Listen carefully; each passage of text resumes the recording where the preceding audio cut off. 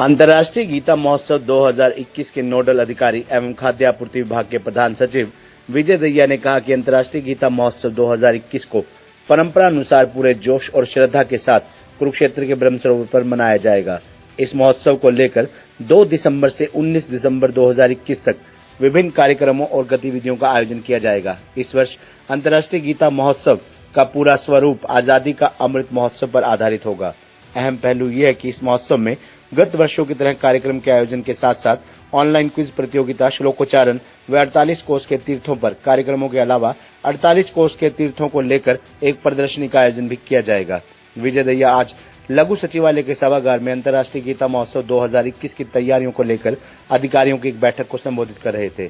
इससे पहले उन्होंने और राज्यपाल के सचिव एवं केडीपी सदस्य सचिव अतुल द्विवेदी ने अंतर्राष्ट्रीय गीता महोत्सव में 2 से 19 दिसंबर तक होने वाले तमाम कार्यक्रमों पर विस्तार से चर्चा की और सभी कार्यक्रमों को अंतिम स्वरूप देने के लिए कुछ आवश्यक दिशा निर्देश भी दिए।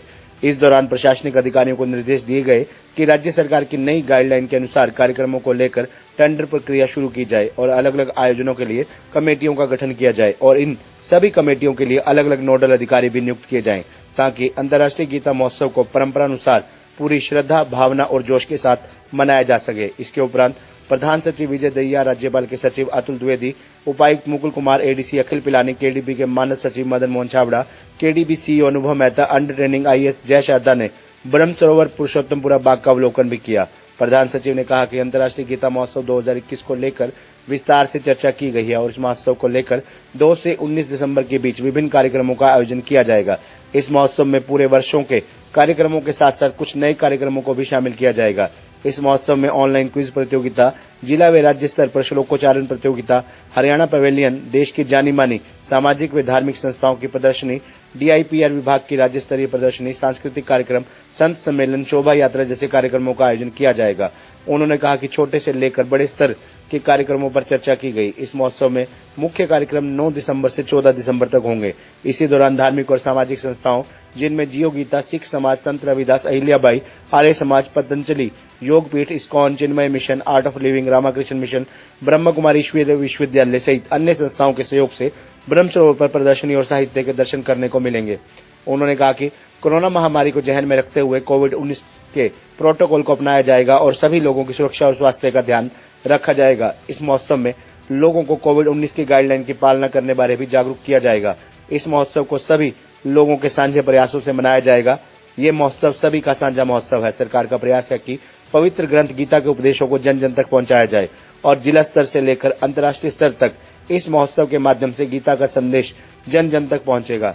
ये कुरुक्षेत्र का सौभाग्य है कि इसी धरा पर भगवान श्री कृष्ण ने गीता का उपदेश दिया और इसी धरती पर अंतर्राष्ट्रीय गीता महोत्सव जैसे आयोजनों को किया जा रहा है। इसलिए इस महोत्सव को सभी मिलकर धार्मिक भावना, श्रद्धा और जोश के साथ मनाएंगे। उपायुक्त मुकुल कुमार ने मेहमानों का स्वागत किया और केडीबी के मानद सचिव मदन मोहन छाबड़ा व केडीबी के सीईओ अनुभव मेहता ने महोत्सव के कार्यक्रमों की रूपरेखा पर प्रकाश डाला। इस मौके पर हरियाणा कला एवं सांस्कृतिक कला विभाग की निदेशिका प्रतिमा चौधरी, डीएसपी सुभाष चंद्र, डीईओ अरुण आश्री, केयू के डीवाईए के निदेशक डॉक्टर महासिंह पुनिया, सांस्कृतिक अधिकारी रेनू हुड्डा, केडीपी सदस्य उपेंद्र सिंगल, विजय नरूला, सौरभ चौधरी, सुशील राणा, केसी रंगा, महेंद्र सिंगला, एनआईसी अधिकारी विनोद सिंगला सहित अन्य अधिकारी मौजूद थे। महोत्सव 2021 के आयोजन को लेके आज बड़ी विस्तार से चर्चा हुई है और 2 से 19 के दिसंबर 2 से दिसंबर 19 के बीच में कार्यक्रम मनाया जाएगा और विभिन्न गतिविधियां जो पूर्व वर्षों में होती थी वो तो होंगी ही, उसके अलावा कुछ नए कार्यक्रम भी इस बार ऐड किए जाएंगे। ऑनलाइन क्विज कॉम्पिटिशन्स हैं, क्राफ्ट मेला है, सारस मेला है, इंटरनेशनल गीता सेमिनार हैं, जिलों के अंदर और राज्य स्तर पे गीता श्लोक कॉम्पिटिशन्स हैं। ये सब तो किए ही जाएंगे। पेविलियंस लगेंगे, हरियाणा का पेविलियन लगेगा, जो विभिन्न संस्थाएं हैं उनका पेविलियन लगेगा, कल्चरल प्रोग्राम्स होंगे, लोक नृत्य होंगे, संत सम्मेलन होगा और जो भव्य गीता पाठ है वो होंगे, पेंटिंग कॉम्पिटिशन्स होंगे। तो ये सारी गतिविधियां इस बार होंगी, गीता शोभा यात्रा होगी। उसके अलावा एक जो नया प्रयास है जो कि छोटे स्तर पर था लेकिन इस बार अच्छे व्यवस्थित स्तर पे करेंगे। विभिन्न संप्रदायों से, विभिन्न धर्मों से, विभिन्न विचारधाराओं की जो संस्थाएं हैं वो यहाँ पर आएंगी। इस्कॉन है, चिन्मय मिशन है, आर्ट ऑफ लिविंग है, जियो गीता है, रामकृष्ण मिशन है, कुछ नाम मैं आपके सामने बता रहा हूँ। सिख गुरुज हैं, संत रविदास समाज से हैं। तो ये सभी संस्थाएं यहाँ पर आके अपना जो है एग्जीबिशंस लगाएंगी, जो उनके लिटरेचर है, पैम्फलेट्स हैं, बुक्स हैं, वो यहाँ पर होंगे।